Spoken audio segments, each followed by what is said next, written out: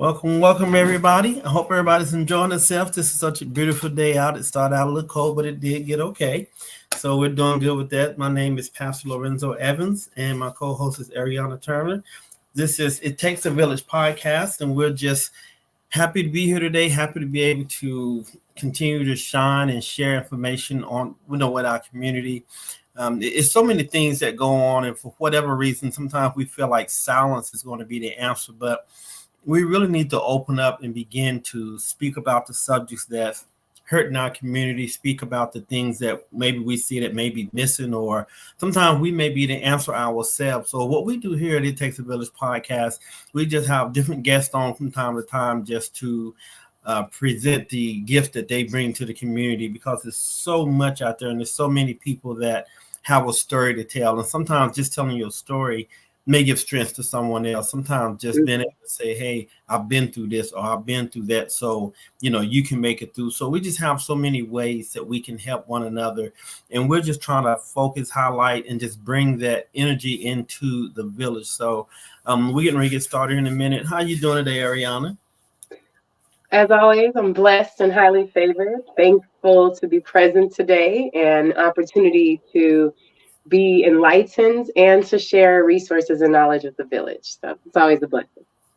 And I like that because, a lot of times people say they blessed and highly favored out of just saying it.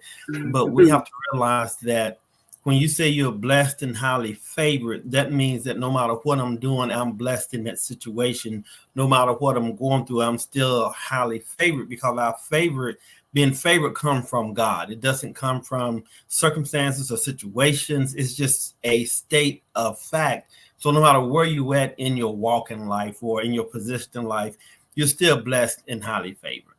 And so I like that you mentioned that, because a lot of people, they say that, but they feel like because they're going through something, they can't say I'm blessed and highly favored. Being blessed and highly favored is because of a gift that God has given us. And it does not take away from him when we go through, because we go through and the Bible says that we will. So we're all blessed and highly favored in the village. And we just want to continue to uplift one another and just continue to speak on things. One of the subjects that we have heard a lot about over in the recent weeks is mental illness. We've had a few guests on that spoke about it, and we've actually have another guest that may be on today that's going to give us an insight as well.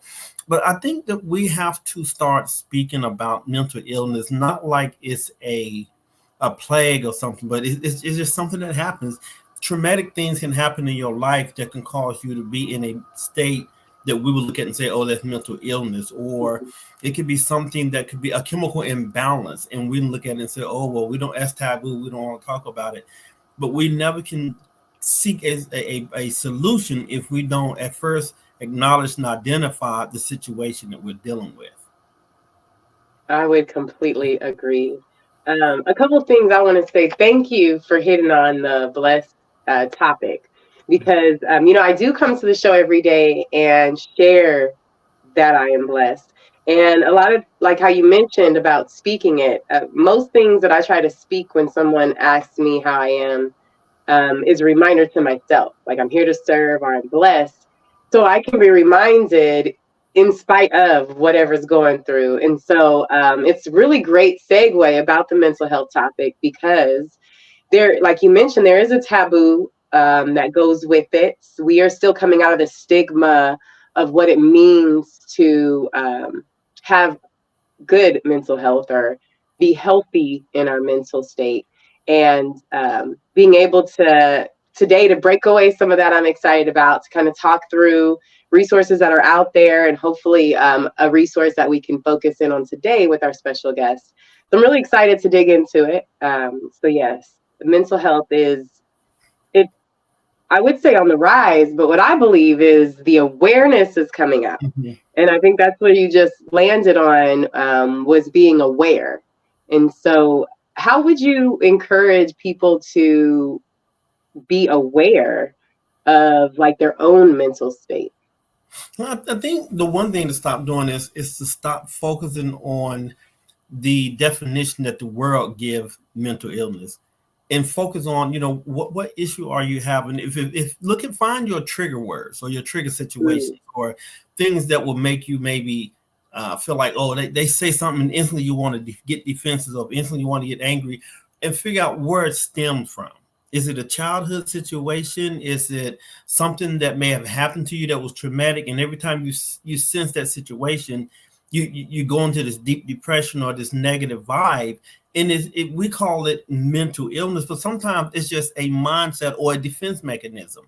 Mm-hmm. Because when you block out that issue or the situation, you also block out the ability to be current in the situation or the state that you're in. Mm-hmm. And so, cause like for me, I know my growing up, one of the things I know that really frustrate me is people who drink and get drunk, get crazy or whatever, because my dad was an alcoholic, and I seen all the crazy stuff that he did and that we went through, because when he would get drunk, he would do things that we knew was like, this is not normal. He would pull the gun on us. Or I remember when me and my young siblings, we have to get up in the middle of the night and run to my grandmother's house because Pop was, he had one of his rants. And so when I see people getting irritated because they've been drinking, I know that used to be a trigger for me, because I used to just get so frustrated, and I realized where it came from. So it's easy for me to identify that it wasn't a mental illness. It was just a situation and a trigger that will set me spiraling off. And then I look like I'm crazy. Mm-hmm. And so, I'm sorry, go ahead. No, go ahead. I think because you landed on the look crazy part. And I think that's a fear for a lot of us. And whether we are dealing with the mental health or we're reacting to someone else's unstable mental health, we have this fear of how crazy we're going to look. But y'all, honestly, we are all crazy. And honestly, most of us that are following suit in the world, if you're not thinking outside the box or abnormal, you may just be following routine. And so I say that to say, let's remove the fear of the looking crazy, because I think that is what causes a lot of it to be held in silence and swept under the rug and put in the closet. It's because everyone's concerned about how crazy they might look. And honestly, when you start digging into mental health, you may feel crazy. You may, because you're really having to take time to learn yourself privately and quietly. And that can be a little scary place. Yeah. And I think when you think of mental illness, I think the stigma of it has become so heavy that people don't want to identify with it. So therefore they don't want to seek help. They don't want to have that label.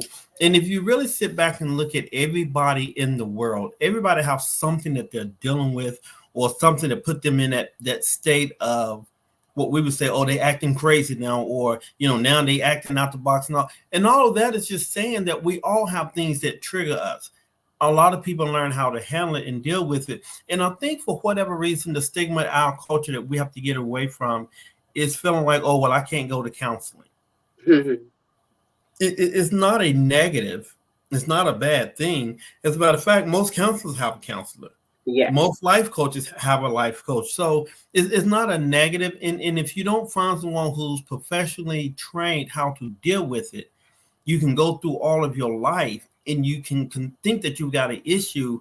The story that comes to mind, the one that Les Brown talked about, Chicken Man, how he went through, and was because when his house caught on fire, his wife and his children, they burned up in the fire, and he wasn't able to save them even though he wanted to. And his brother-in-law called him a chicken, and he snapped. And from there on, he acted and walked around clucking and flapping like a chicken for the rest of his life. Had someone sit him down and talk to him and let him know, look, this is not who you are. That was just a situation. Maybe he would have been able to get out of that. But so many people, because we start labeling them, laughing at them, and teasing them, without actually trying to say, let me try to understand them. What's going on? Why are they doing this? Where did it come from? What did it start? What's the problem? What's really the root of the situation? And a lot of times it just takes conversation.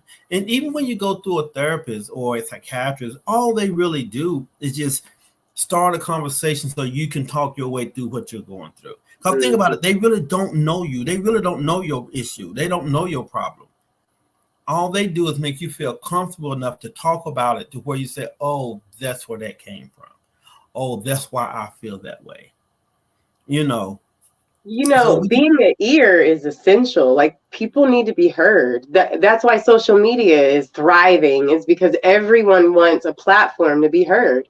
And when you think about the simplicity of counseling and therapy, is allowing a platform for people to be heard and then equipped with the right tools and techniques and modes to handle whatever their process is, right?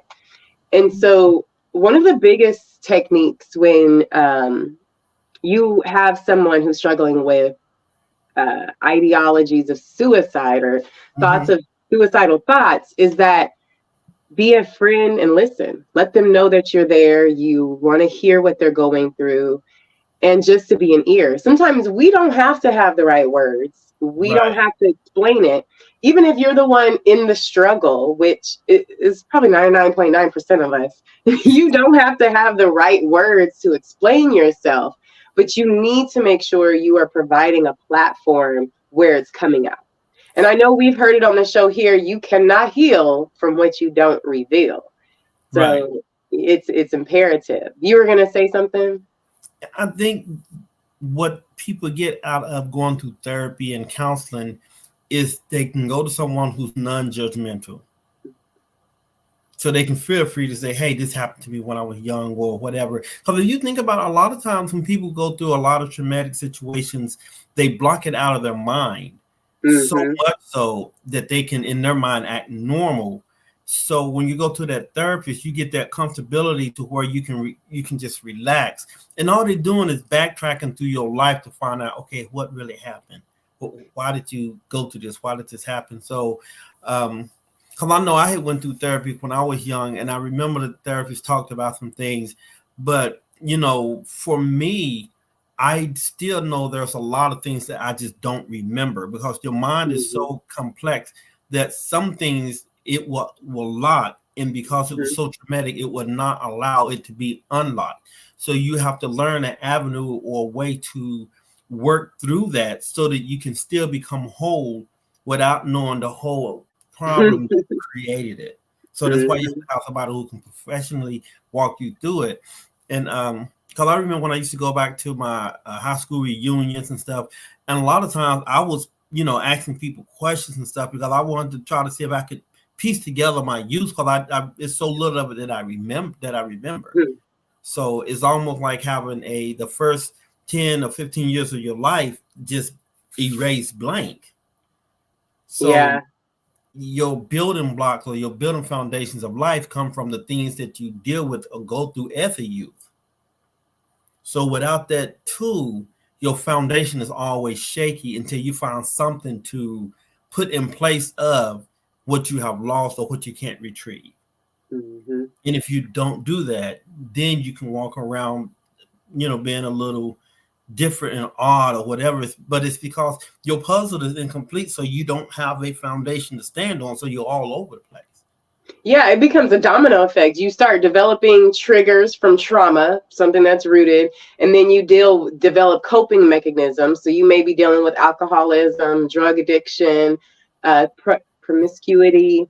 Those are all, I guess, coping mechanisms to the trauma, but we still ain't got to the trauma yet. So you can build it into so many layers of a snowball where it becomes your identity. And not even realize it most of the time. And a couple of things you hit on, I want to just make sure we highlight for the village. Triggers. It is imperative that as you navigate your mental health, because I want to be clear, every human has mental health. The idea is to make sure it's healthy and at its best. And so as you go through the process of identifying or strengthening your mental health, knowing your triggers and identifying them is the first step to really capturing and taking hold of that mental health and starting to nurture what needs to be nurtured. So definitely start identifying your triggers. One thing I heard before, so I apologize, I don't know where I got it from, but it has come to be very helpful in going through the process of mental health or internal work. Some communities I think I've heard somebody say shadow work. It's really you digging in to clean up all the muck, right? One thing that's important is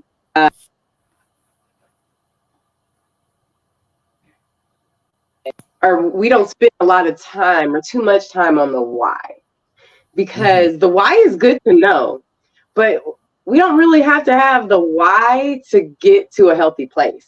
Once we identify the trigger and the trauma that caused it, so like, hey, I have these triggers about my house not being clean, and I identify, oh, this came from when I was little, I didn't have a home. So me having a clean, and this isn't me personally, but this is someone's testimony, but me having a clean house gives me the reassurance and comfort in my stability. And so understanding that, so we don't have to dig into the why did you not have a stable home? Why were you moved around? What were your parents doing? You don't have to dig into all of that to begin to heal yourself. So I just want to reassure people, because sometimes we don't have the why. Our childhood was how it was, and the little pieces we remember is what we have to work with. So we can still navigate to a healthy space. So yes, because it's just so many things that we go through as a youth that we don't understand. Why I do this? Why I do that?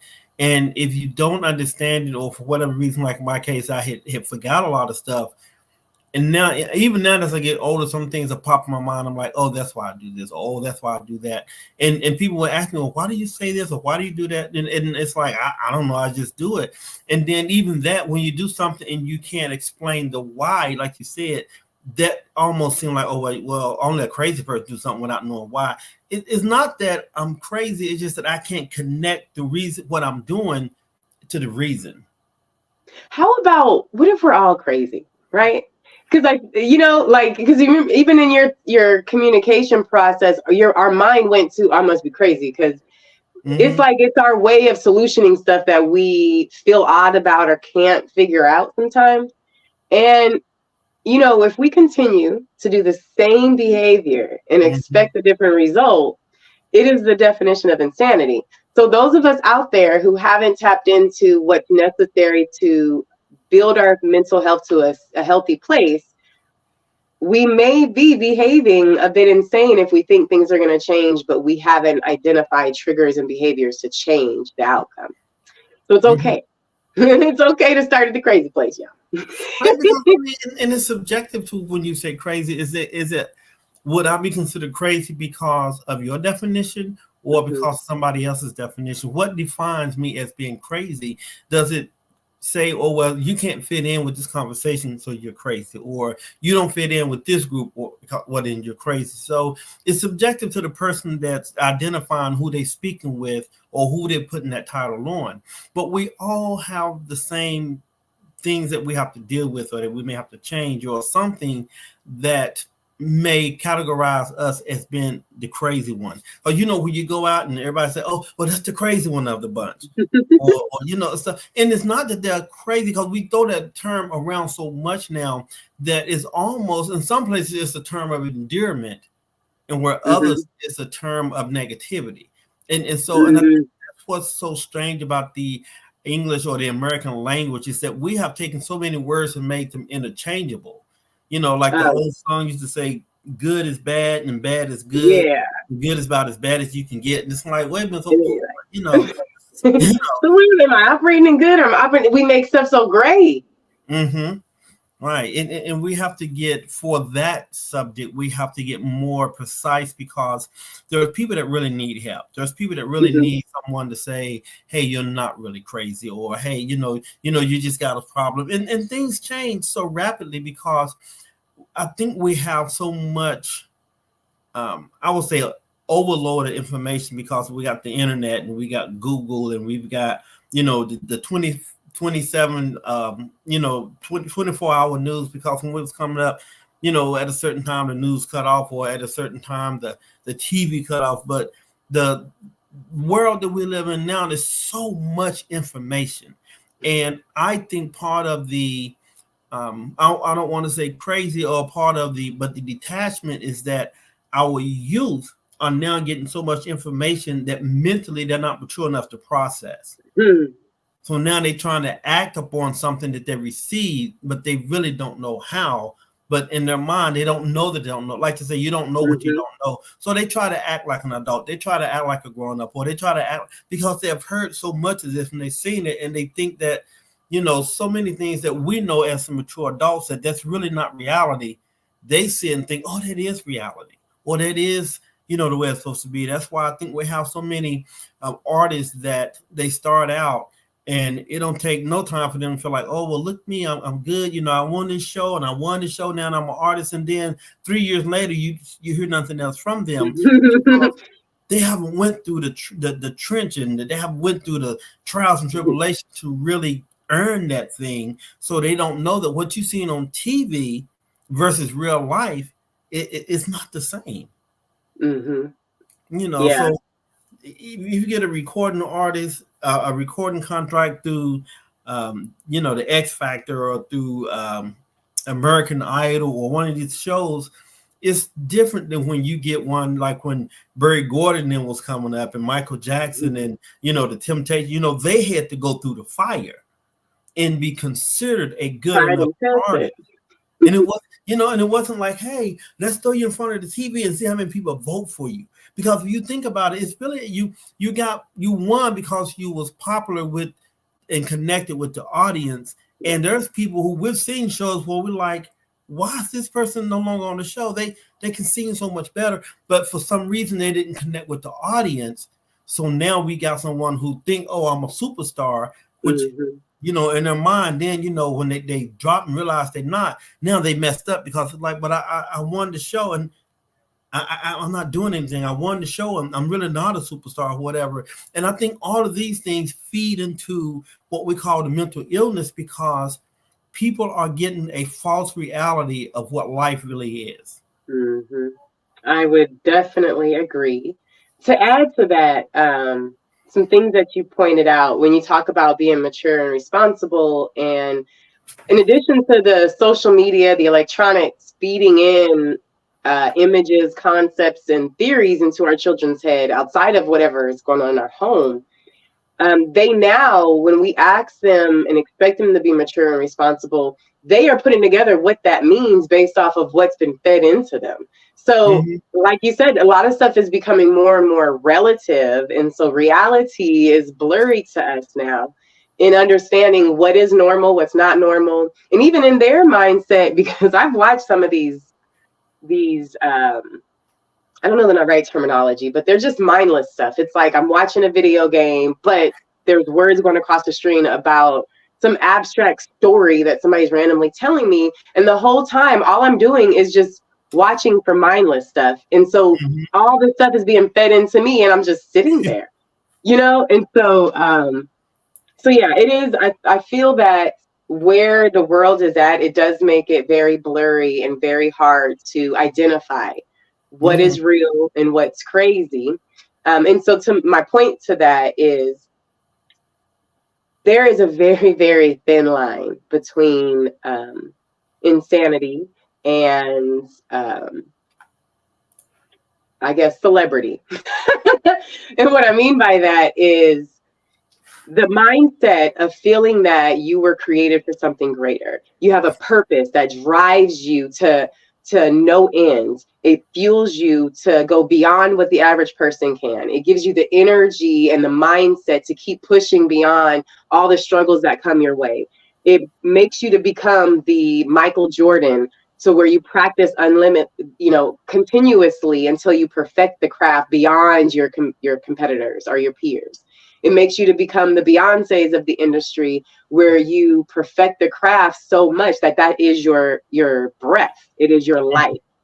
But on the same token, the other side of that mental exercise or mental state is that you do believe you are the Queen of England and you were made for something great, and you're walking the streets with no sense of reality of what you're moving in.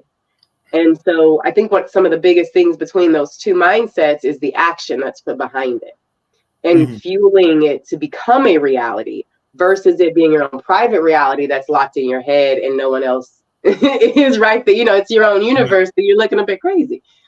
So I guess to my point, and to wrap it up, action is very, very important, Village. Whether you are taking the time to actively practice your mental health, whether you are actively seeking help and partnering with others, whether you are taking the action necessary to move towards those goals and to change those triggers and behaviors, the rest of it is all in your mind. And so it's important that moving towards the health of your mindset is putting action with it. Faith without works is dead. Right. And you know what's so funny is that when you take a situation, but I was thinking about that earlier too, like a Michael Jordan, Beyonce, or whatever. It's like you have a whole team that's with Michael Jordan. The difference is Michael Jordan, he don't come to play, he come to win. You know, that. Beyonce, she don't come to sing, she come to win the awards because she know I'm just this great. So, and it's not a negative if you understand where you're positioned in that. It's like, I know that I put in the work to be that great. But then you have other people who say, well, why come I can't get the same awards? Because you haven't put in the same work. So, and those fast shows and all of that makes us to believe, this microwave society makes us to believe that when we get it, it's because we've earned it and that's who we are. And it's not. You just got lucky and you haven't built the behaviors or the mindset to actually be able to withstand that blessing. Right. And like you were saying, that they put in the time to practice and stuff. So, and again, that's what I was saying, that a lot of the mental issues we have is that people see something on TV and they feel like, oh, that must be something easy, something simple. I'm good too. And then when you go and do the background story, and or you see a biography or something, you're like, wow, I didn't know they went through that. I didn't know they went through all that. Because even with Michael Jordan, we know of his greatness, but very few people know that he at one point was told that he wasn't good enough. He got turned down so many times. No, you don't know how to play. And now, you know, he's like considered one of the greatest. You know, I say this, especially when it comes to the mindset, the thought process, and the way you view things. And you know, some people may call it a little crazy or whatever, but Muhammad Ali was considered the greatest. No matter what he did, win or lose, he was considered the greatest. But like he said, you have to understand, I'll start calling myself the greatest before I was. Yep. Speaking as though it were. Right. He said, I in my mind, I am the greatest. He said, because I had to project that image. Even with which one was one of the famous people, I can't think of his name, but he's like a rapper, but he's don't really do a lot of rapping. His son, they always talk about how he's always giving his son gifts. No Limit. What is his name? Yeah, I cannot think Master of P? Yeah, Master P. I think he was the one that he did one of his stories once, and he said what they did was they rented this high price apartment or a high rise apartment or whatever. And whenever they do their business meetings, they would go in there and they hit the front. He said the front, it looked like, oh wow, they have made it. He said, but in the back, they were sitting on boxes, they was eating noodles, you know, but nobody could see what was behind the scenes. So they perceived him to be so great. They were like, oh yeah, I can trust you with this, I can trust you with that. And when in all actuality, he was not that, but he, in his mind, he had to mentally say, I'm this until I became that. So we have to understand that when you see somebody who's made it, try to get to know the full story. Because anybody, like say, could win a reality show or could do something, but they haven't put in the work. Like I was thinking about Deontay, he gets so many nominations and stuff for award stuff and everything, but people don't see how much work he put in to get these awards, to get these nominations, because I think he just won one. And I'm like, you know, in his mind, he go through a lot in order to be in that position where he can say, hey, look, I won this award. I've been nominated for this. But too many people, they want the people to thank them and to acknowledge them, but they don't want to do the work to get acknowledged. And when you do that, that could become a mental tug because you are, you know, you're struggling trying to, hey, Regina, you're struggling trying to be what everybody perceive you to be. Or because, look, I've just won this show now, so I should be a winner. I just won this show. I should be a artist. And then they get out there and it's like, okay, what happened? You artist, you know, and like we're saying, we're speaking about mental illness. I think if you, in your mind, think you are greater than you are, it sent you in a in a whirlwind where you just go spiral down because you're like, wow, I thought it was great. I thought everybody loved me, and they didn't. And then you don't know who you are. Right. And you struggle with it, and then you begin to act erratic, and people look and say, oh, well, it must be a mental illness that they never. No, it's not. And we got to be careful of who we label to say they have a mental illness versus who are just going through a bad moment in their life. Well, since you mentioned welcome. I'll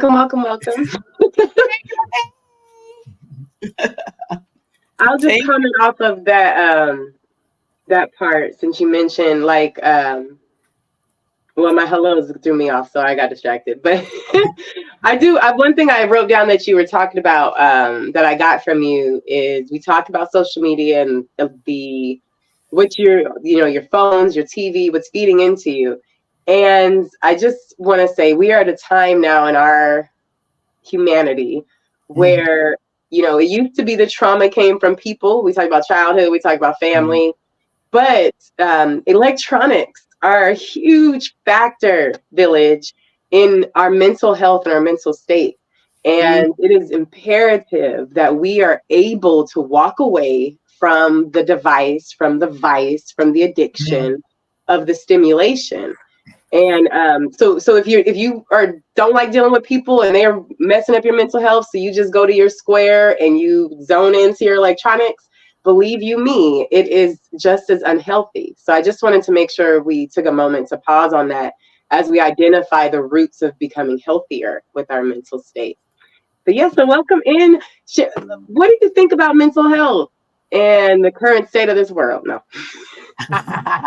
I think one thing I do want to say about mental health is I think it is really not defined properly in a lot of cases. I think it is misunderstood in other cases, and I don't think it's discussed enough in other cases. So I think that people sometimes should get more knowledge, but also there are some people that, like Pastor Lorenzo was saying, that they think they are more than they really are, and people will label them, to have a mental illness. But sometimes it's just, they just, I guess you would say, like, not overthinking of themselves, but really have the thought that they can. But the rest of us are sitting there saying, no, you're not. Like, I remember when he said, as soon as you said that, I was remembering the show when people go in there and they sing, and and to them, they are, everything. And they don't understand why everybody else is like, no, it's not good. And they go around feeling as though, I thought I was doing good. All of y'all are just trying to be mean to me and so forth, whatever. But, I guess they just don't see it the way we see it. But mental illness needs to be really defined. And I think it needs to be defined in different categories. So that once you say it, because some people may feel as though they don't have a mental illness because they may not fit into a certain type of mental illness. It's just like, cancers. There's several different kinds. So I think if we defined it and broke it down, then it may be a little better and easier for people to receive and to be able to get the healing that they need. Yeah. And I think that's one thing too. People, you can take a traumatic situation and not deal with it, and that can develop over time into what we consider a mental illness. I remember when my sister passed away, I was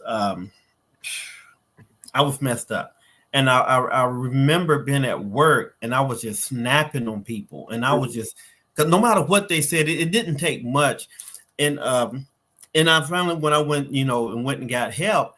And then they gave me some kind of pill just to kind of calm you down and calm your nerves. And after a couple of weeks, I was able to deal with it because that pill allowed me to calm down enough to say, okay, this is not life-threatening. This is not this or whatever.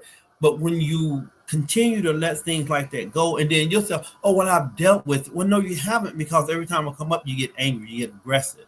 And you wonder why. And so now we look at say, oh, they must have like a mental illness or something, because everything upsets them. No, they just have an unresolved issue. That's right too. We label it as mental illness. And I think the problem with mental illness is that not only in our community or culture, is that no one wants to talk about it. It's such a dark subject. Like, oh, I don't nobody know. I'm going to see a counselor. I don't, Yeah, because remember you know, back in our day, you wouldn't say that. You would just say, look, cousin JoJo, he just a little off, baby. He just a right, little off. That's all they would mhm, say. I'm right. not trying to define what that off was. Mhm. And I Yes, not think, discussed enough. yeah, and we have to remember the power of the words that we speak over people, Mm-hmm. because you tell a person enough that they're crazy, they begin to think that they are. And now they got a whole different situation, and it's something that somebody has imparted in you. So Oh, if yeah. somebody has convinced you that you have a mental illness, the thing that will help someone who does is not going to help you, because the root problem is completely different. Mm-hmm. So we always, that's what we were saying earlier, you always have to find the root of the issue, what it was. Because I know, Yes. you know, dealing with, like, I've had, 5 siblings that's passed away. And sometimes if you don't focus and you don't get your mind right, that can send you spiraling. Mm-hmm. Because that's even you, and I mean, now, especially for me at my age now, I really understand it so much more. That's why I can speak to people about it. Because when you come from a family of 13, that's part of your foundation. Yeah. Everything you've done and do, they have always been there to cheer you on or to congratulate you. And now when that's stripped away from you, it's almost like a part of your foundation is gone.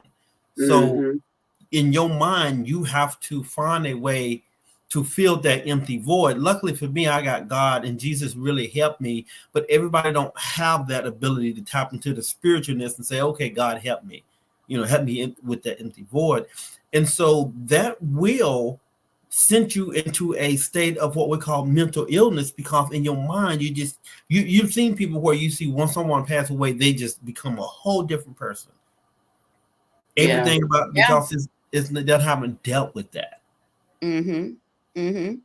I And was so, speaking with a client I just obtained. She runs a personal care home, and there's a beautiful young lady that's there, and she's so sweet. And she came out, she was talking to me, and I'm just, I talk to everybody, what's up. And when the young lady went back inside and the owner came out, she says, well, she's one of my patients. And I was like, really? I said, she's so sweet. And she says, you wouldn't believe what she's gone through in a matter of just, like 6 months time. And I was said, what happened? And she said, well, her mother passed away. And then 2 months later, the father, then 3 months later, the twin sister.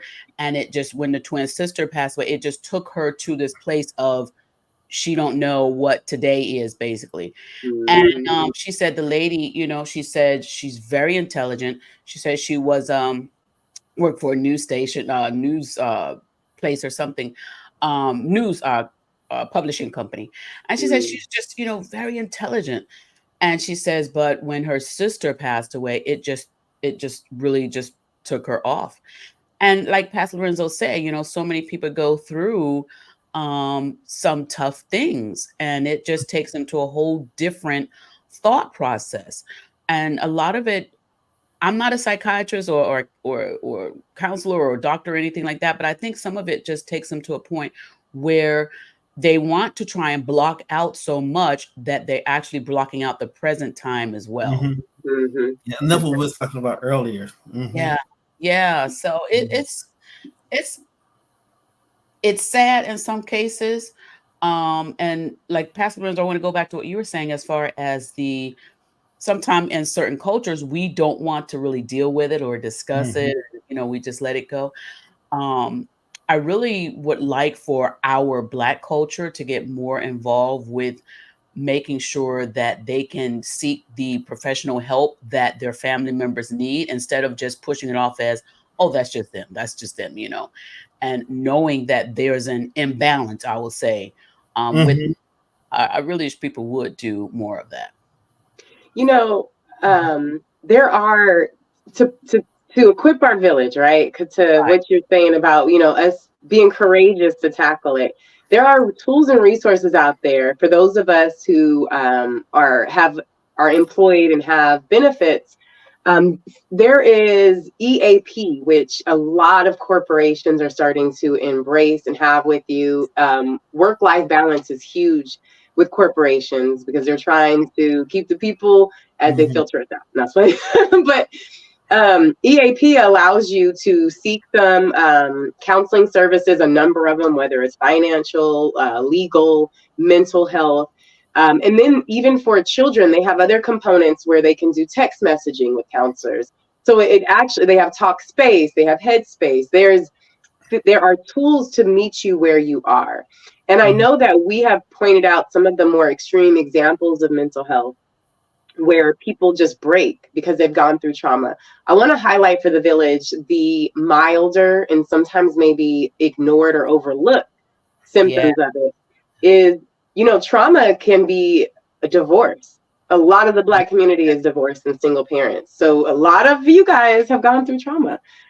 Trauma can be as simple as losing a friend and they don't have to die. They can just be removed from your life. And now you have that alone feeling that in a smaller version of the story of the sister who's lost all of her parents and her twin.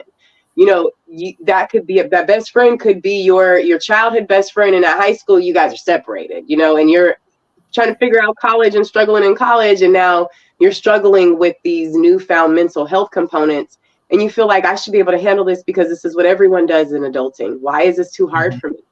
And so just know, village, there's layers to it. When we talk about mental health, everybody has a mind, and the levels of how well it is or how ill it is depends on how much we feed into it. So I'm hoping today you guys are picking up what we're putting down. No. I love how you said that too. That's so beautifully said. Instead of just saying they have a mental illness, what the words you use? Wellness, mental wellness. Yeah, something. I'm gonna rewind this back because I don't even know. Because you said it so beautifully said, and because sometimes when we even say the word mental illness or mental wealth, some people won't receive it well. So I'm going to rewind this back after we finish watching this. And I ask you all to do the same thing because there was so much juice in here before y'all came on. But we have to learn how to better communicate what it is that we want to get across, because some words are trigger words. That's what we were talking about earlier. Yes. Yeah. So I'm loving y'all having this conversation. So how about we all have trigger words? So like, let's take time to identify ours. Like, we're talking about some people. What are yours, village? Yes. I'm gonna tell a story, and I hope it's okay because it is a personal one. This week I was traveling, and so I'm en route trying to help someone to pick up their car, and I'm in an area like an hour away from my house. Well, I'm headed to try to pick up my kids, and then they are on their way to run an errand. So they're headed an hour to the direction I was going. And so long story short, we're trying to align, we're trying to figure out, I'm following someone, and they actually are trying to call me, and I'm on the other line trying to figure out where I'm going because my sense of direction, you guys, is terrible. But in it all, I learned that a trigger for a part of my party was not being able to have the phone answered for them. They recently lost their spouse, and so now it's just them. So not being able to have that person on the other end when you're calling for help or when you're in need or need clarity can be a trigger. The phone ringing can be a trigger for someone past a certain time because they got a call at midnight and their parents were in a bad accident. So anytime the phone rings after 11 is a trigger for that person. So, you know, village, I encourage you that the call to action is make sure you identify your triggers, even if they're words, knowing what gets your emotions going. Right. And I think that's what we were saying. If we can understand the root of where they're at, it's easy for us to understand them. I remember this story about this young kid. He and when you think about something really great happening, you think, oh, they should be excited and thankful and just like, oh, I'm so glad. But the opposite happened because him and his family, they went on a plane ride, and half was in one plane and half was in the other plane. So the plane that he was on, that plane crashed. Oh, wow. Everybody passed away. He was the only survivor.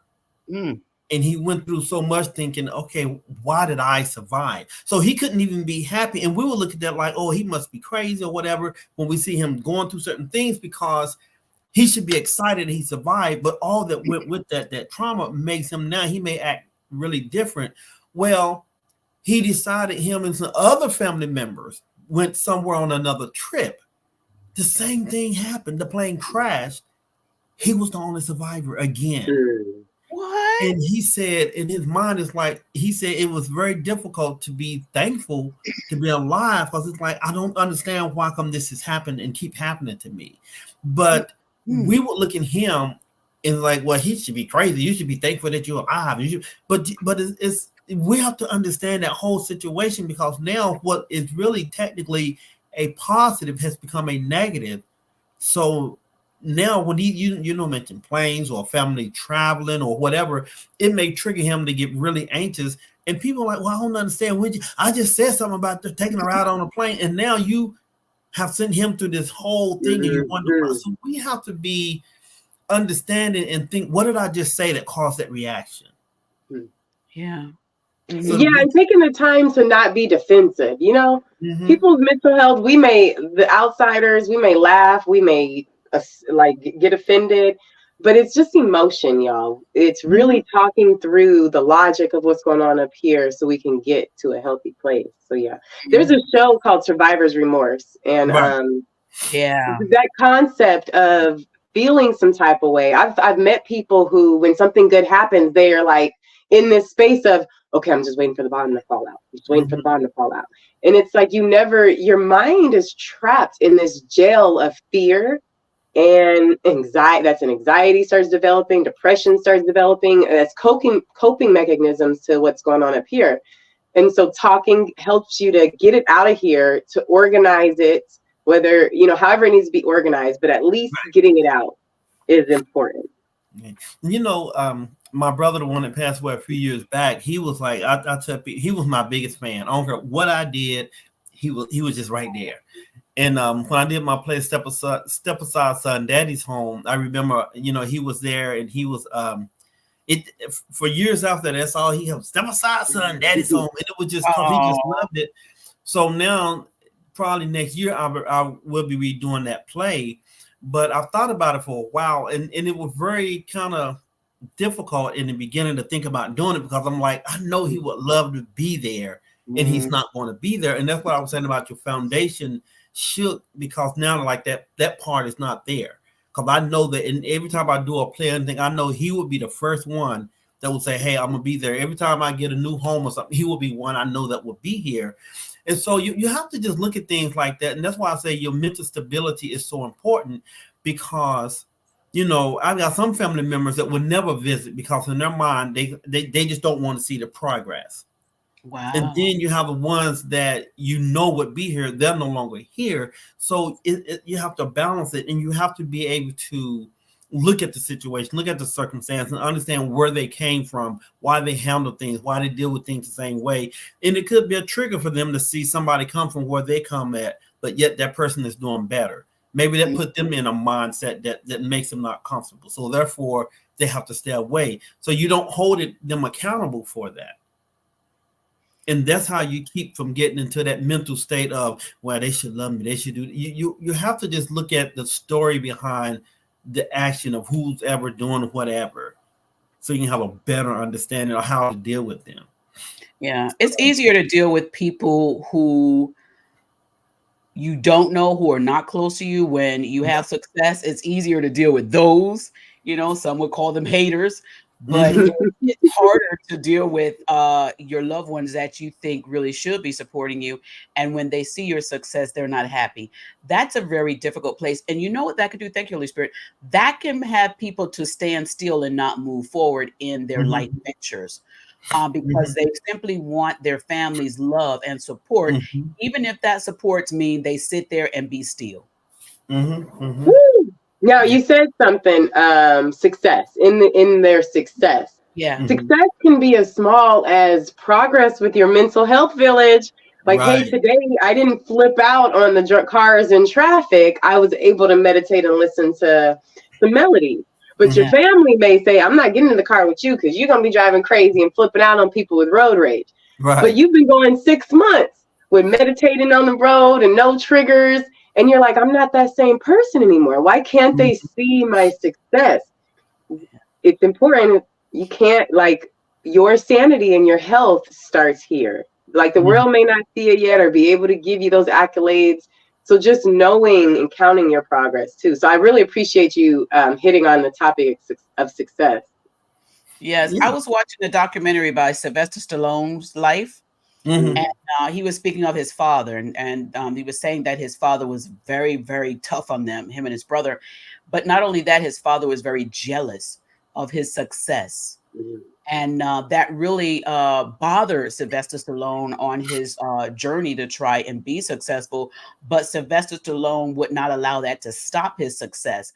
And the greater he got and the better he was at his career, the further apart he was from his father. And so it's really something, because some people, again, like we said previously, some people want to stay attached, even if it means they don't go forward. But some people, they're so driven to go forward, they will detach. And so it's almost as though they're at a crossroad and they're like, now, what are we going to do? Some will travel with you and some may not. So what do you do? And for your own mental health, you have to choose what best fits you. Now, some people say, oh, you should just leave them, go and do what you want to do. But some people's choice is to not venture forward. It is to stay with that family member. There's a lot of wives that cut their careers and stuff because they don't want the husband being upset. There's a lot of that happens. And so some people's comfort is in, okay, I'll just wait. I won't move forward. I won't do anything, and they drop it. I was talking with my grandmother who's resting in heaven. She probably running heaven up there, child, next to Jesus. And I was speaking to her, and she told me my grandmother's always been the greatest one in our family, with the greatest amount of faith, the greatest amount of trust in God, the greatest amount of knowledge of God. And I was talking to her one day, and she said, I really wanted to be a preacher. And I said, well, why didn't you, Grandma? You'd be great.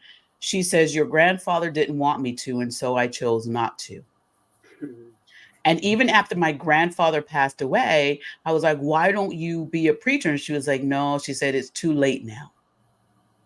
And it's just amazing because she chose the love over her husband over really her love of what she wanted to do. So she made that choice. So again, that's the reason why I said that it's not wrong of people to make the choice, but it's what they're comfortable in. And she wasn't really comfortable in it, but it was just her comfort in knowing that she did not want that divide with her husband. Now, some women are brave enough to say, man, forget you. I'm going to go out here and I'm going to do this because this is what I want to do. That's too. And if you're in a position where you can navigate not doing what you love without it bringing you to a bad state mentally, that's okay too. Right.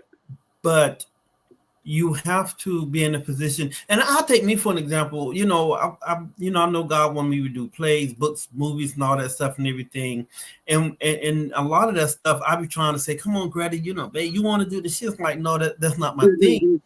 But at the same time, she don't allow what I want to do to make her feel like, oh, well, maybe I should do this, maybe I should do that. But I learned ways to include her even without her being like directly involved. Right. But you have to have that balance in that conversation to know that, how do you feel about this? What do you think about this? And that's how you have to do it, because you're always going to have something that maybe somebody may want to do that you don't want to do. And if you allow that to stifle who you are, that's where the mental part come in at.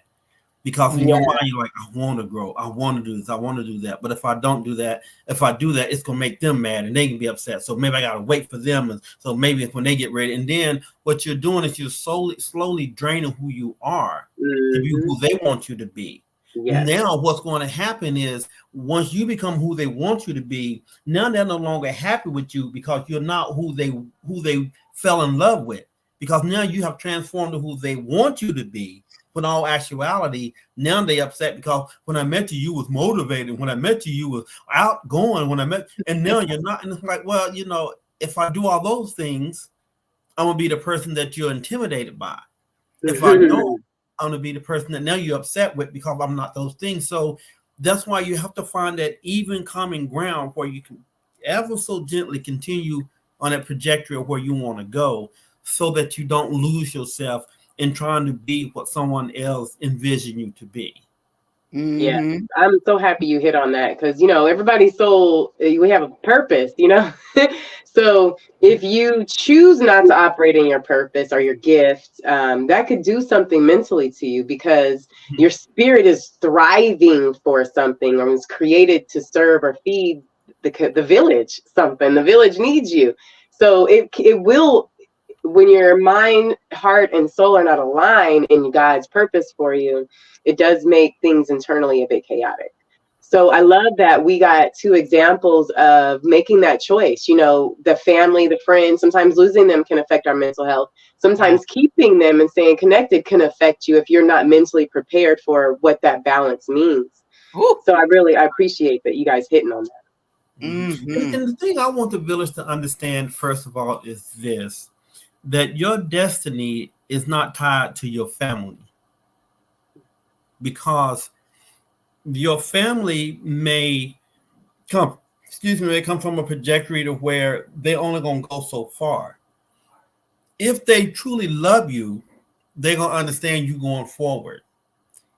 If they say that, oh, well, now I don't love you because you're doing this and you're doing that, so should you sacrifice who you are to get a love that's not genuine? Because when you sacrifice who you are for conditional love, that love is not real, because real love will push you and project you to be who you want to be. Even if they say, hey, look, I can't do all that, but I'm back here, I'm with you, I'm supporting you. So we just have to realize that don't allow your love for your family to ever diminish the fire that God has put in you to be someone great, or to be this attorney or this movie star, whatever's in you. You have to let it grow, because when you diminish that, you distinguish your fire, and then you're sitting there and you have nothing to give because you allowed someone else to put it out. Yeah, a lot of people don't want to hear that their family is not part of their destiny. As far as that, a lot of people don't want to hear that. They're like, oh, especially some of us in our Black culture, we're like, oh, don't be trying to take me away from my family. But you're right, Pastor Lorenzo. For the people that it fits with, it may not fit with everyone. And the reason why I'm breaking it down like that, thank you, Holy Spirit, to define it. The reason why I'm breaking it down is because I don't want people to feel as though this road is the right road for them and everybody. You have to be able to define what's going to be best for you. But in some cases, even myself, I had some family members that weren't on the road of being along with me in my venture and business choices and careers and stuff like that. And I had to choose what fit me the best. And what happens with some family members is they stall you. They just put you in if they don't stop you, they'll stall you as long as they can. And so I wrote this down, and I want you guys to remember this. The only stalls in your life should be the ones in your new barn. And the reason why I'm saying in your new barn is because just picture it. Your beautiful house that you want to get. Why are you doing all this stuff anyway? Why are you doing all these careers? What goal do you have in mind? My goal is to really have this beautiful, like homestead place where people can come, get have conversations, get healing, get be in a protective space where they can open up, they can have conversations with one another, and they can leave totally changed from the day they came in the gate. Because there will be a gate. And so, and on that beautiful plantation, I want it to be a beautiful barn where people can, also have celebration and so forth, and even with animals and so forth. So my vision is, and that's the way I kind of relate my stuff.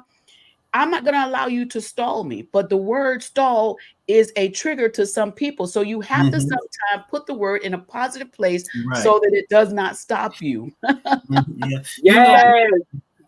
It's so funny. We can learn from people and things. I remember, what's his name is Chris Daughtry. He was on American Idol, and did real well. I think he made it 4th or 5th or whatever. But I remember him. What he did was he said him and his band, they got together, had a conversation, and said, look, we know that we want to make it. So he said, what we have to do, he said, I'm gonna go on the show, because they decided who's the best of us that can go. He said they all got together, they picked him, he went on the show, and he did really well. Then after the show, then he had such a large following, he was so good that then he said, okay, now people were saying, look, what do you want? He said, only way I can go further, I have to bring my band with me. Yeah. And they was like, oh, that's all? And so sometimes you have to make it to greatness and then bring the others along. Mm-hmm. Because you by yourself can be the key to open the door. You as a group with them will block the door from opening up. Right. So many of us. Harriet couldn't bring everybody the first time she got to the so she went, you know. Right. She went back for the rest. You guys hit on some stuff. Oh, go ahead. She knew the path to go, though. Go ahead. She knew the path. She had to walk it first. And so a couple of things, family fit in your purpose. Yeah.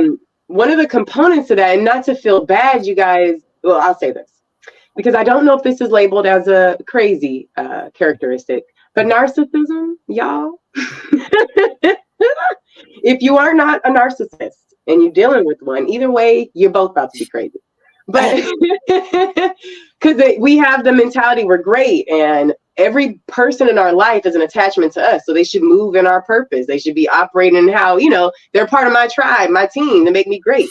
And so remembering that, like, you may have somebody who has this huge anxiety of being on the stage, and you are, you know, doing stage plays and theatrics, and, you know, that is your space. That's where you come alive. But your partner, oh no, they freeze up, anxiety. You're going to send them their levels up all over the place. And so knowing that your purpose is just specially for you, you don't have to bring everybody along, and you have to be careful. Not everybody's equipped to come along. You may be causing more trauma for other people. My village of narcissists out there, you know, let's watch out. But the other part, we talk about being like, you know, choosing to, or allowing yourself. Let me start with this. Seeds. We talked about a lot of seeds today. Having a little bit of faith, believing, the seeds of what you allow to fester with the trauma and triggers, and then the seeds of love. If you are, stalling yourself or masking yourself to adapt or adjust to the person that you love because this is the way they like you to move or how they want you to handle stuff, that could be the seed of developing this fear for you being true to yourself, because now I've allowed myself to adjust to this box. But what if I want to be myself again or walk in my purpose? Will that person love me? Will the world love me? Will anybody love me? So I just wanted to highlight that, you guys. We talked about a lot of seeds. So really in that mental health is it's a lot of work. It's a lot of work, y'all. It's a whole lot of planning and stuff that got found foundationally set. That don't mean the soil was right, but it's still sitting up in there. Yes, I love that. And going back to like what Pastor Lorenzo said between him and his beautiful wife Greta. Hey, Greta. Hey, girl. Hey. That's my girl right there. She's such a beautiful person. She's so creative and what her creativity is. Greta is a mover and a shaker behind the scenes. She will move a mountain and you won't even know it's gone until you look up and it's gone. She's that good and that swift and that fast. She has her gift. And I was thinking about this when Pastor Lorenzo was saying this too. Sometimes we can cause our spouses to go into a place where they feel they are triggered, you know, because we try and force them to do what we know we want them to do, but it's not their gift. It's not what they're wanting to do. So it's just a lot for people to understand as far as relationship, especially in marriages. You have to be careful with that. My husband, he's not a camera person either. That is not his thing. He's like, no, but I tell you, when stories come out, he'll give it to me real quick. He's like, listen, I emailed you this. You better get on it. You better get on it.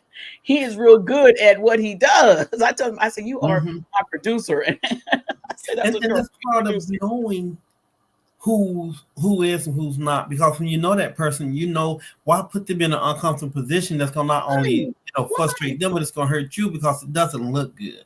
You know, so we have to just make sure that we are paying attention and stuff. But we really wanted to just bring and people to start looking at mental illness in a different light. It's not always bad or negative.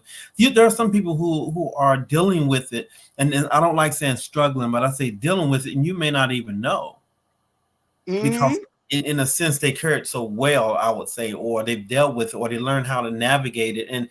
And once you learn how to navigate whatever's bothering you or whatever's dealing with you, then you can continue to propel yourself through life. And like I said, for me, I'm doing a whole lot of things now that coming up I would have never thought I could do. Because when I was coming up, my mentality was, and I tell people, because I'm not ashamed of it, but my mentality was that being a dishwasher was something I just loved because I was so good at it. And I never understood until I started thinking, see, my father was a dishwasher for years until he retired. And he never pushed us to be anything. I remember once after I had quit washing dishes and I went to visit my dad, and then I had been working at the bank for probably about maybe 7 to 8 years at the time. And everybody in the family was talking about my good job and how well I was doing. And I had rented a car, and my dad was like, I just never understood how as a janitor you could afford to drive a car like that. And I said, Pop, I'm not a janitor. I work at the bank. And it took him the longest. He's like, well, ain't you a janitor at the bank? And I'm like, no, I'm in banking. I'm doing finances. And in his mind, he just couldn't understand what that was, because he always pushed us to have a consistent, steady job and be the best at whatever you do. Because he never could see beyond. Because I think Pop had like an 8th or 9th grade education. So back then, it wasn't about being intelligent. It was about having a job. So whenever they wanted to promote him at work, he would always say, no, because I'm not educated enough for that. So he was stuck in that spot. So for me, I grew up just wanting a job, just wanting to be steady. So it took a long time for me to say, well, maybe I can be something other than a dishwasher, because I had just never been pushed to do anything other than have a consistent job. And once I got a job, I'm like, hey, I'm working, so I'm good. So we have to be careful of not allowing our base foundation to be our life foundation. Yes, that's the thing. We have to, you got to understand that you're placed on this planet, thank you, Holy Spirit, for the goals and visions that you need to bring for the seeds that's going to be following you. So we have to be able to go out there and understand that there are other people that are depending on you and your moves as well. And thank you, Holy Spirit. And I want to say this to some people who feel as though they're not worthy, or maybe they don't feel like it's them. They're like, no, I'm not. I'm going to let you know you're strong enough, you're smart enough, you're gifted enough, you are powerful enough, you have just what it takes. You don't have to replicate or duplicate or imitate somebody else. You are what God has placed on this earth to be for those that will be attracted to you. Thank you, Holy Spirit. A square does not look like a circle, but it has its purpose. It will attract other squares. And there may be some squares that are a whole bunch of circles, and they're trying to figure out, where do I fit in? They're looking for you to come along and let them know there's other squares or circles or so forth, or triangles or so forth. You fit in where you fit in, and there's strength in you. You just have to get out there and get the courage to be able to go out there and be a light and a beacon to show and share with others. I know one of my things when I was younger, even up into my 20s and 30s, I was not courageous enough, thank you, Holy Spirit, to be able to let my light shine, because I was so busy trying to hide behind somebody else's glow. And there's so much power in that. But once I learned that the streets will still light up when I walk down them too, and that I had the power to turn on other people's lights. Once I learned that, you couldn't stop me, and you still can't stop me till today. And what I tell people when you say that, I will tell people this in the village, and I want them to take a few things away from what we've talked about today before we leave. But it's okay to be the wind beneath somebody's wings, but that don't mean that's your permanent spot. No. Because sometimes once you see them floating, it's time for you to back away and fly and let somebody be the wind beneath your wings. So we have to do that. And like I say, we all live in a world now that's how can I say it? In the world that's so fascinated with people who are going through things, people who have problems and issues, and it just seemed to be a thing. And that's why I said to say, if you try to have a reality show based upon somebody with just a normal life, the networks would the first thing they say is not enough drama. Mm-hmm. And then when the people get on, the first thing would say, well, why they acting so crazy? Because that's the only way they're gonna make it on TV. It's them acting crazy, because we want to see that, but we have to learn that it's first of all, it's okay to be normal, and it's also normal to not be okay. So, you know, It might be crazy, and crazy might be normal. because again, crazy is a perception of what someone's seen and see based upon where they come from. Mm-hmm. Because you take somebody from the hood, somebody ratchet is like right up their alley. They don't see nothing wrong with it. But then you take somebody from Beverly Hills or somewhere high up and bring them to the hood, everybody's ratchet and crazy. Mm-hmm.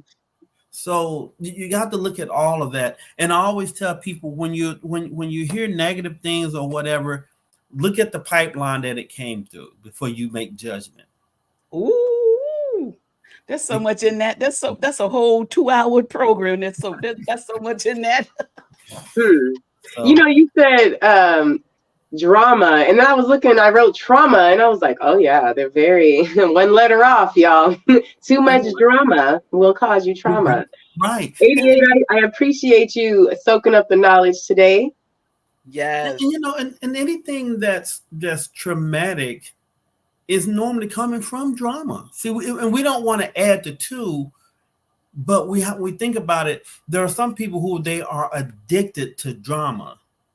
Mm-hmm.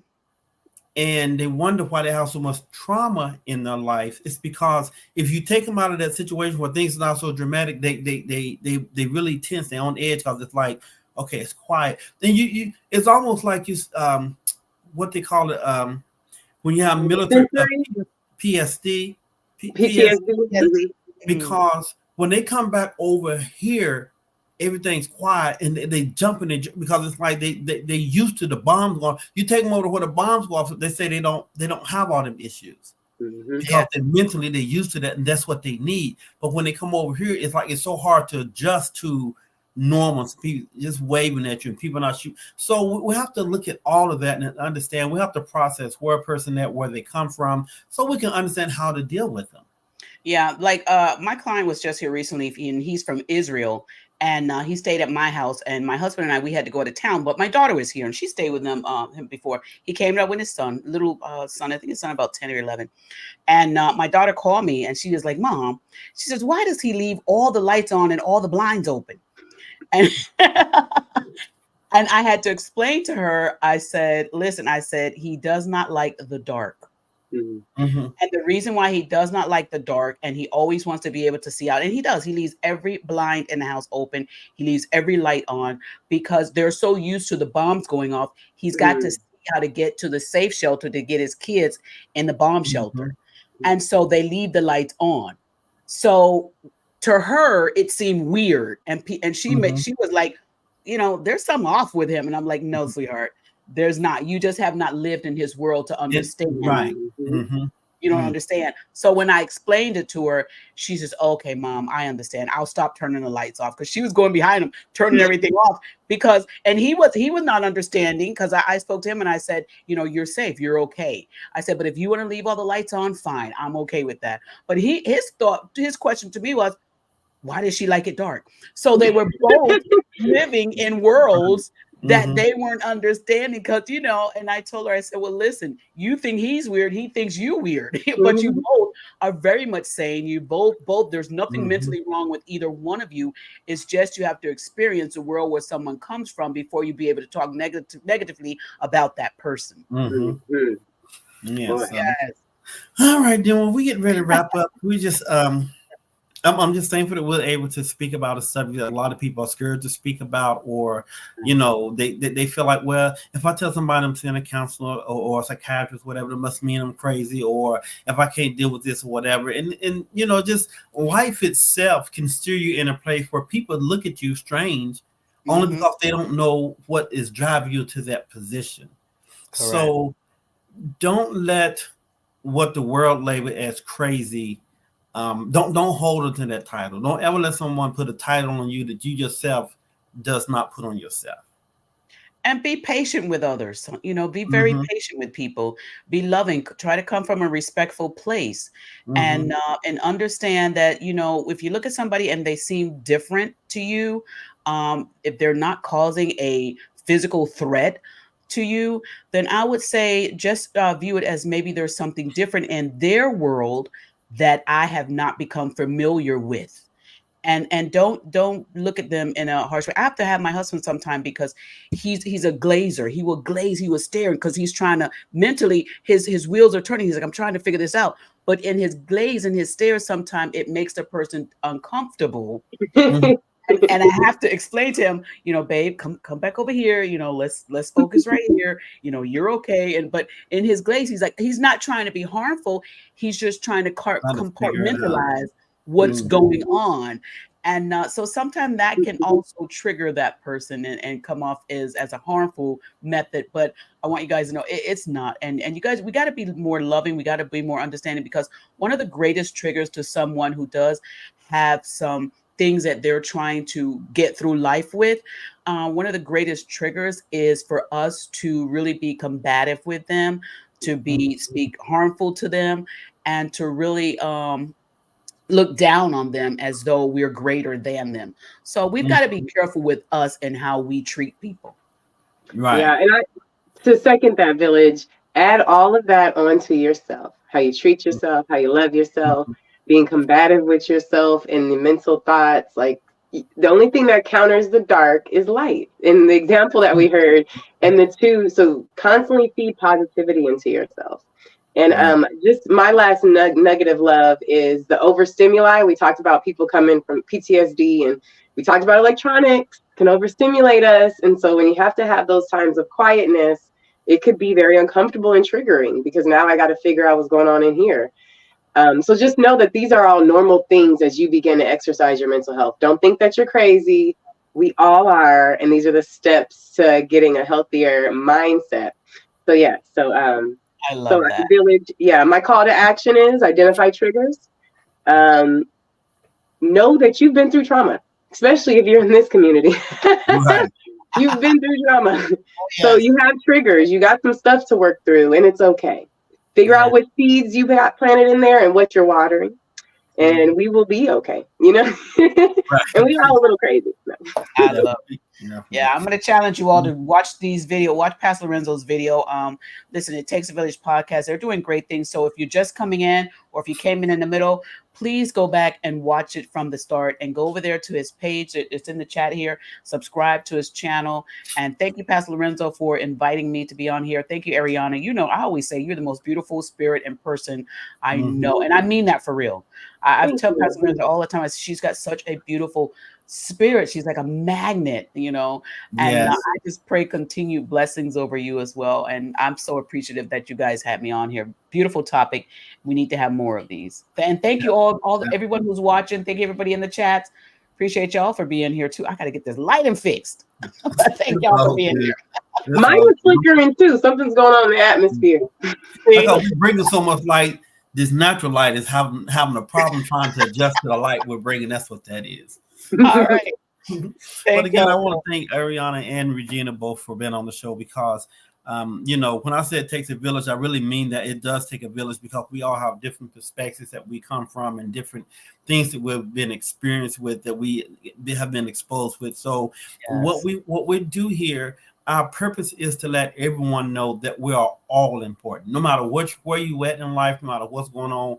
I tell people this all the time: if you have a voice, you have a product. And if you have a post, you have a purpose.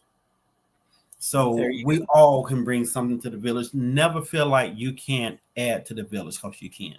So we just enjoy everybody. Like I said, we do apologize that we had a guest that was supposed to be on here today, and for whatever happened, we'll get back with her later and then find out why Jai-Leta Colvard wasn't able to make it, because she's have a lot of things she deals with for her mental illness and stuff that she wanted to speak about. So we'll reach out to her again. But, we still want to have the conversation on mental illness because it's so important in our culture, our community, and in today's times, because there's just so much going on. And we can't allow what we don't know to interfere with what we do know. And we know that everybody together can overcome whatever you're dealing with.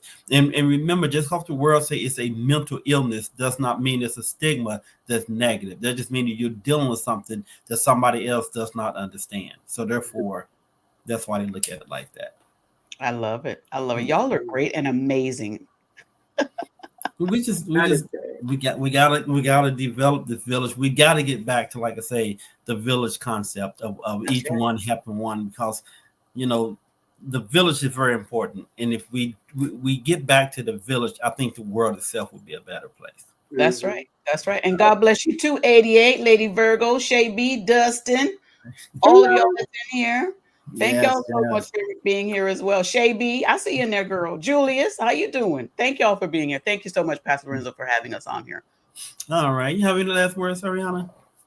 You had mentioned about it's taking a village, and the importance of everybody coming on, being involved, sharing knowledge. So I just want to remind the village, the comments. I know that we mentioned, subscribe, like. Your comments are very essential too to be a part of the conversation. So thank you guys for being a part of the conversation. Mm-hmm. Right. Yes. And you have anything you want to say, Regina? I said what I said. No. No, I do want to invite everyone back tomorrow. We have a special collaboration with the Diva, the Chronicles of Gray Hair Diva. She's going to be here tomorrow. We're going to be talking on some things as far as women supporting one another, helping, listening to the cries and the silent cries, and also the whispers of those who may be going through some traumatic things. We are having the topic as far as what's going on with Diddy and some of the allegations that are about him. But we really want women to be those strong voices for women who may not think their voice is strong enough. We need to start helping them. So, help support. So we're going to be here tomorrow having that whole conversation over here at the Juice at 3 p.m. Eastern Standard Time. Y'all come on back tomorrow at 3 p.m. Definitely. Good stuff. Yeah. And we want to say thank you to all the guests as well, everybody that's in the comments and everybody that has things to say. And we always say, if you want to be a guest or you have a topic or a subject that you want us to speak on, always, DM us and we'll get it out and we'll talk about it, because there's no topic that we won't or can't talk about. Mm-hmm. There's nothing. If it's out there, we can talk about it, because we got to quit being scared to handle the tough topics. Don't be scared. Right. Right. So, but again, we appreciate everybody's time. We appreciate you, Regina, for just popping in. Like I say, you're always welcome to come in and stuff. So I'm gonna start sending you the thing I'll always forget, because I know normally you're busy and you do so much, and I know you need to get your time to refresh and replenish. So talk about a woman making moves. Yes. I'm always here for you, Pastor Lorenzo. I'll pull over to the side of the road and do interviews and get online for you, Pastor Lorenzo, because listen, not just because you do it for me, but because you are worthy to be invested into. And the return is going to be so much great, not just for myself, but for others. So people out there, you're looking to get a great return. You're talking about, trying to be blessed. You're talking about, you need to start investing in people like, Pastor Lorenzo. It does not take money. It does not take money to invest, and God will bless more of that than the money that some of y'all be throwing out, some of these programs that y'all be some of this stuff for. So, I have that whole conversation on my platform again. Money wasted. That's what we're gonna have a conversation. Right. Seed planted in ungood soil. So that's right. Good soil over here. All right, everybody. So this has been the Takes a Village podcast with again, my name is Pastor Lorenzo Evans, my co-host Ariana Turner, and our special guest co-host Regina Agwan with the Juice Radio and Talk Show. We are all together here for the village, And we have great things that we're coming up. That's going to be coming up. That's going to just be so powerful. So just stick with us. And again, like I say, we here to bring back the village concept, one person at a time, and we will do it. We will not be denied because failure is not an option. So have a good one, and we will see y'all back here in about 2 weeks. All right. Be blessed.